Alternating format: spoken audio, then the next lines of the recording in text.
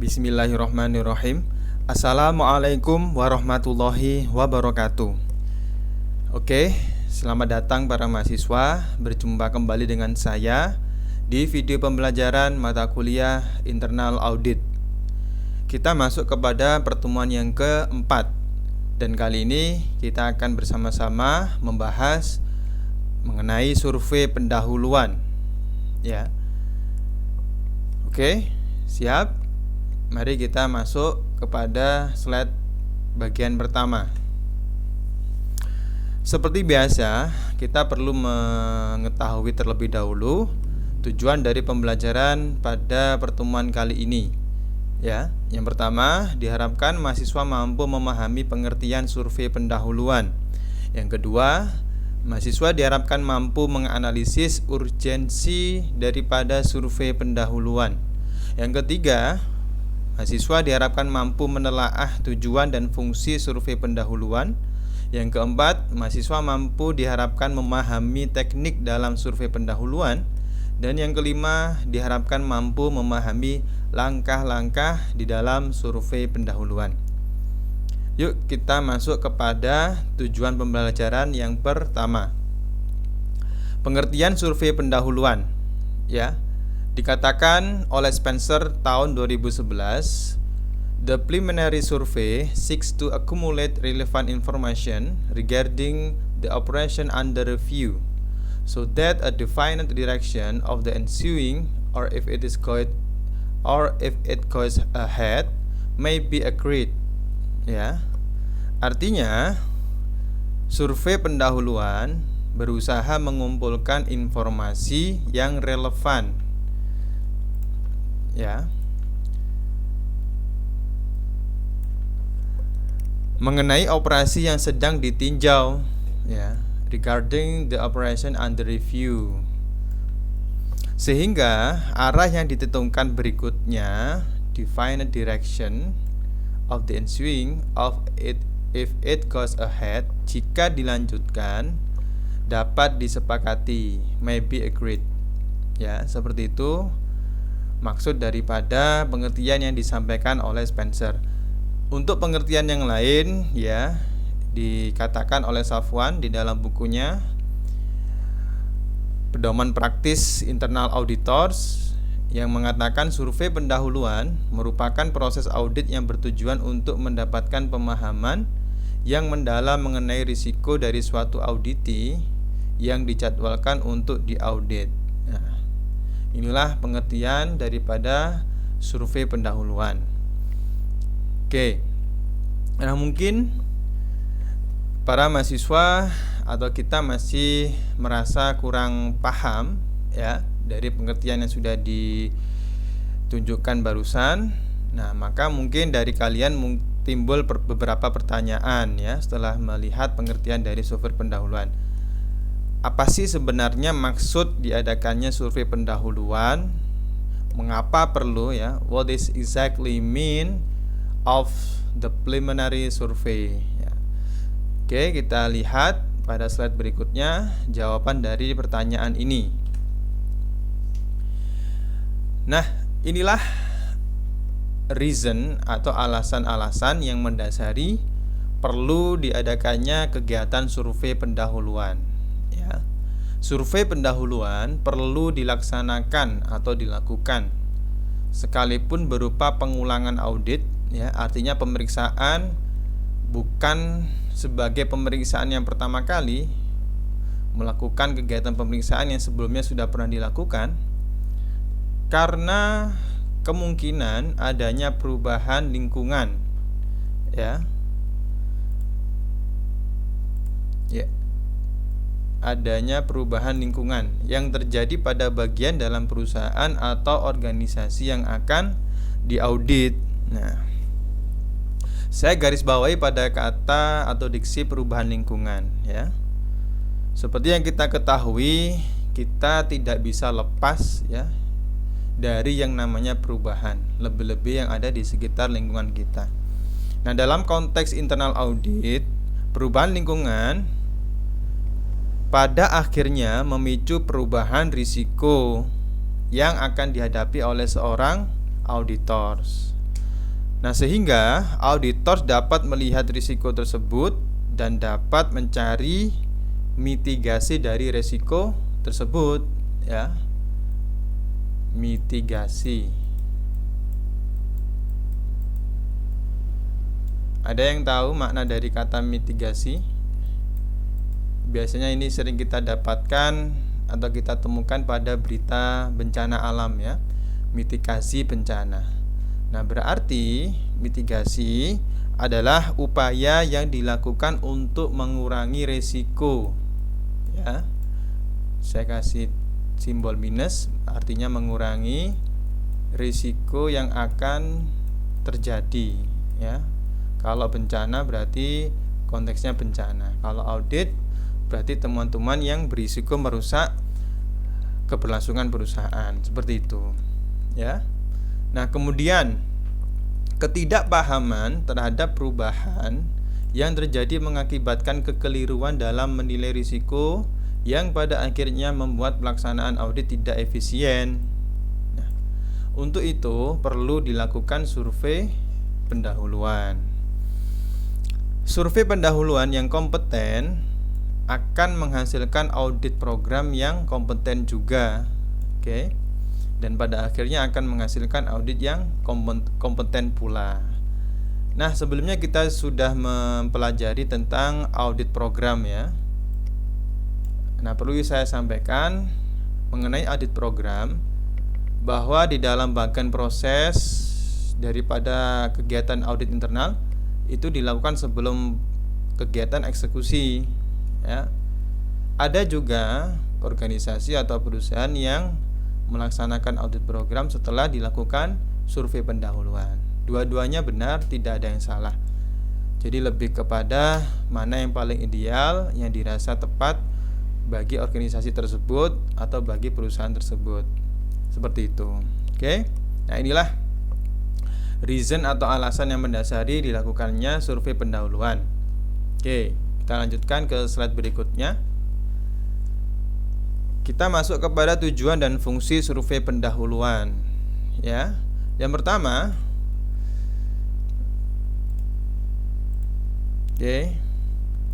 tujuan daripada survei pendahuluan adalah untuk menetapkan dan membarui tujuan, sasaran, dan ruang lingkup audit, ya.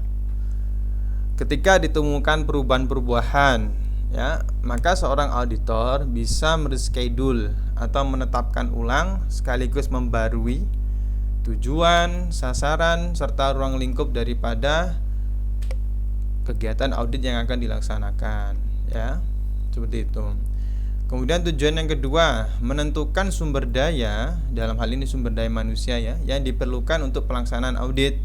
Ya, masih ingat bagaimana, ya, manajer atau ketua daripada tim audit punya wewenang membentuk atau memilih, ya, menetapkan anggota tim yang akan melaksanakan kegiatan audit. Nah, disinilah, ya, melalui survei pendahuluan dapat ditentukan berapa sumber daya manusia yang diperlukan. Nah, kemudian fungsi daripada survei pendahuluan adalah untuk gambaran umum atas kegiatan atau aktivitas yang akan dilaksanakan audit atau yang akan diaudit. Nah, jadi mendapatkan gambaran umum, ya, secara menyeluruh apa-apa informasi yang didapatkan untuk mendukung aktivitas yang akan dilaksanakan, dalam hal ini pemeriksaan. Kemudian fungsi yang kedua, dasar untuk membuat dan membarui pekerjaan audit di lapangan, ya, sebagai dasar untuk membuat dan membarui pekerjaan audit di lapangan. Nah, ketika terjun di lapangan, ya, perlu pedoman, perlu dasar, ya, dalam membuat runtutan atau rentetan daripada apa-apa yang akan dikerjakan saat berada di lapangan, seperti itu. Nah, inilah tujuan dan fungsi survei pendahuluan. Next. Berikutnya kita masuk kepada teknik dalam survei pendahuluan, ya. Oke, jika direncanakan dan dijalankan dengan baik, maka akan menjadi sebuah taktik pengenalan yang baik tentang objek, proses, risiko, dan kontrol.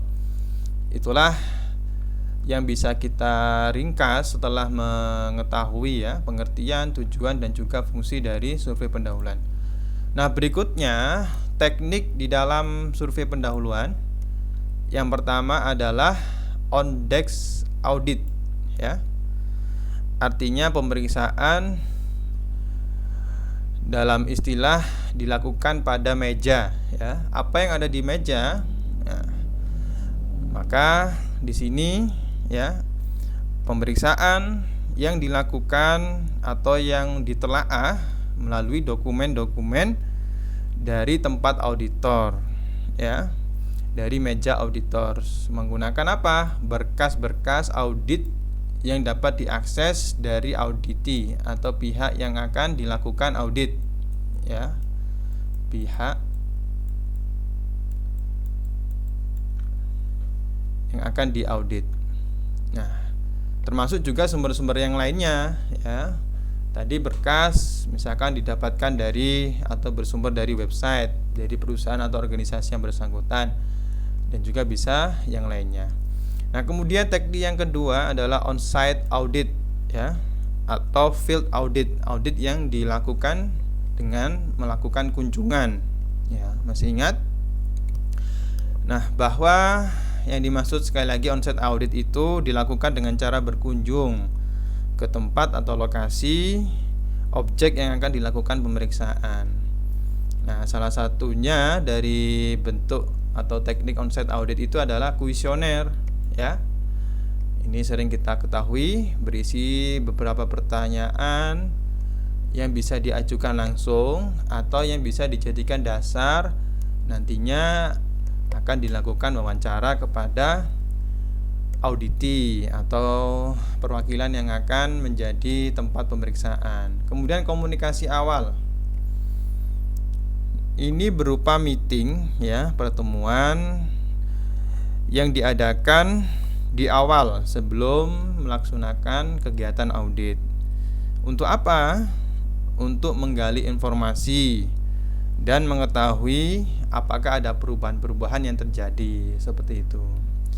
Kemudian yang ketiga, observasi lapangan ya. Nah, disinilah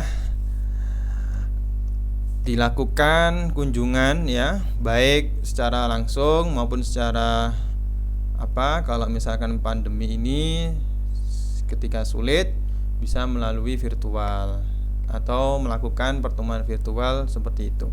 Nah, sehingga dari observasi mendapatkan gambaran dan informasi yang berkaitan dengan dasar yang akan dilakukan selanjutnya adalah kegiatan audit. Seperti itu. Nah, inilah teknik ya, ada dua. Satu on-desk audit, yang kedua on-site atau field audit. Oke, kita lanjutkan. Langkah-langkah survei pendahuluan ya. Agar supaya survei pendahuluan berjalan sesuai dengan yang diharapkan, dalam hal ini pihak yang dilakukan pemeriksaan dan juga auditor supaya melakukan pemeriksaan dengan tepat ya, maka diperlukan langkah-langkah yang konkret ya, yang harus diterapkan, yang realistis dan harus dilakukan oleh seorang auditor ya. Di antaranya studi awal ya. Studi awal ini di dalamnya ada pendokumentasian ya, ada catatan kesan dan sebagainya. Nanti kita akan lihat. Kemudian yang ketiga, pertemuan ya. Di dalamnya ada perencanaan, kemudian persiapan dan sebagainya. Mengumpulkan informasi ya, pengamatan, observing, dan juga membuat flowchart atau bagan mengalir. Oke, kita coba lihat satu persatu dari langkah-langkah survei pendahuluan ini. Studi awal atau initial study. Nah, di sini meliputi penelaahan atas kertas kerja audit atau KKA pada tahun sebelumnya. Kemudian teman-teman audit tahun sebelumnya, bagan organisasi perusahaan, dokumen-dokumen seperti surat keputusan manajemen, surat kesepakatan bersama antar pemilik dan sebagainya. Nah, inilah kegiatan yang termasuk di dalam studi awal. Nah, selanjutnya pendokumentasian. Dokumentasi di sini berupa reminder list atau to-do list, ya. Daftar apa-apa yang akan atau yang perlu dikerjakan. Ada juga kuesioner, ya, atau pertanyaan sebagai bahan wawancara dengan auditi. Nah, juga di sini termasuk ada catatan kesan, ya. Saya kasih akronim singkatan catatan kesan CK. Nah, di sini contohnya, ya, ada moral karyawan, ya, saya singkat MK.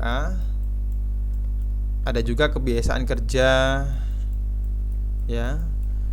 Ada juga hubungan dengan organisasi lain, seperti itu.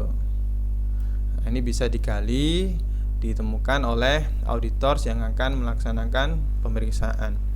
Hasil audit yang diharapkan oleh manajemen, dalam hal ini auditi, ya, adalah pengurangan biaya dan peningkatan operasional, ya. Umumnya manajemen itu ingin efisien, ya. Ingat, sebelum efektif, manajemen ingin meraih, ya, kedudukan supaya efisien di dalam kegiatan operasionalnya. Lebih-lebih ini untuk perusahaan yang bergerak di bisnis, ya, dan juga yang memiliki kegiatan produksi. Nah, bisa menggunakan beberapa pertanyaan yang bisa dipakai, seperti bagaimana menyederhanakan proses, ya. Ini ditujukan kepada manajer atau perwakilan dari pihak yang akan dilakukan pemeriksaan. Kemudian, bisakah kertas diganti dengan elektronik, ya, efisiensi. Kemudian, apakah laporan tersebut dibutuhkan, ya. Kegiatan menseleksi mana yang tidak diperlukan, mana yang sangat diperlukan, dan mana yang bisa digantikan. Nah, inilah contoh beberapa pertanyaan yang bisa diajukan dari langkah-langkah pendokumentasian. Oke, kita lanjut. Selanjutnya adalah pertemuan. Pertemuan auditor internal dengan manajer memberikan kesempatan bagi auditor untuk menjelaskan tujuan dan pendekatan audit yang digunakan. Nah, pertemuan ini adalah komponen yang penting, ya. Komponen yang penting, saya singkat KP, dalam proses audit, ya. Saya singkat PA, ya, dalam proses audit. Karena apa? Karena dari pertemuan ini selain memperkenalkan diri dan juga awal di dalam menggali informasi, ya. Nah, karena sangat penting, maka sangat perlu hal-hal atau perlu memperhatikan kesuksesan di dalam mensukseskan pertemuan ini, ya. Jangan sampai pertemuan ini tidak menghasilkan, tidak memberikan manfaat sesuatu hal apapun. Nah, sehingga perlu yang namanya persiapan, ya. Apa yang akan ditanyakan nanti, dan juga apa? Komunikasi, ya. Karena ini bertemu langsung, maka penting bagi seorang auditor mempunyai komunikasi yang baik, ya. Mampu menyampaikan pesan yang baik sehingga dipahami dengan baik oleh pihak auditi, seperti itu. Nah, di dalam sini perlu, ya, pengaturan pertemuan. Dari segi waktu dan tempat perlu diatur di awal, ya, supaya tidak terlalu mendadak. Nah, kalau untuk kunjungan mendadak atau dadakan sebaiknya dihindari. Kenapa? Karena nanti akan membuat suasana tidak menjadi nyaman. Tidak ada persiapan dokumen-dokumen apa yang disiapkan. Namun, kecuali untuk memeriksa yang berhubungan dengan uang dan keamanan, ya. Sebagai contoh, ya, jika ditemukan sesuatu yang tidak beres, terutama pada keuangan, ya, apakah keuangan di sebuah perusahaan itu disalahgunakan, nah, maka perlu dilakukan sidak langsung tanpa memberitahukan, supaya apa? Supaya tidak merubah situasi yang seharusnya kita perlu selidiki, ya. Kalau kita kasih himbauan, maka bisa jadi seseorang yang melakukan penyalahgunaan itu sudah tahu, sehingga tidak akan melaksanakan penyalahgunaan. Waktu akan dilaksanakan pemeriksaan, seperti itu, dan juga keamanan. Itu, ya, momen pengecualian ketika melaksanakan kunjungan dadakan. Nah, kalau tidak seperti itu atau menggunakan kesepakatan Maka dampaknya klien yang siap dapat menyiapkan data yang lebih baik ya, dengan lebih baik. Kemudian wawancara ya.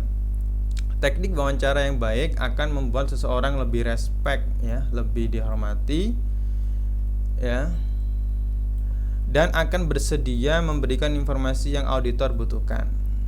Nah, sekali lagi, informasi yang akan digali sangat penting ya. Apakah dari sisi internal ataukah dari eksternal hubungannya dengan organisasi yang lain. Maka penting ya komunikasi yang baik, kemudian kemampuan mendengar, kemampuan menyesuaikan dengan lawan bicara untuk membuka informasi yang dibutuhkan. Seperti itu. Oke, selanjutnya mengumpulkan informasi ya. Informasi penting dapat diklasifikasikan berdasarkan 4 fungsi dasar dari manajemen. Apa itu? POAC ya. POAC.